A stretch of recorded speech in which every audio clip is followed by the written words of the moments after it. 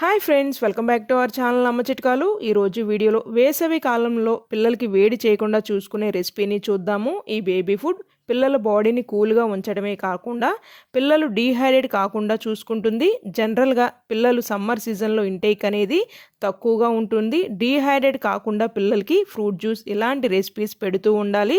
8th month babies దగ్గర నుండి 5 years పిల్లల వరకు ఈ రెసిపీని పెట్టుకోవచ్చు. పిల్లలకి సమ్మర్ సీజన్లో పెట్టే ఫుడ్ వీడియోస్ మీకు మరికొన్ని కావాలి అంటే ఈ వీడియోని లైక్ చేయండి. ఫస్ట్ టైం ఛానల్ని విజిట్ చేసిన ఇంకా సబ్స్క్రైబ్ చేసుకోకపోయినా దయచేసి ఛానల్ని సబ్స్క్రైబ్ చేసుకోండి. నాకు మోటివేషన్ ఇచ్చిన వాళ్ళు అవుతారు.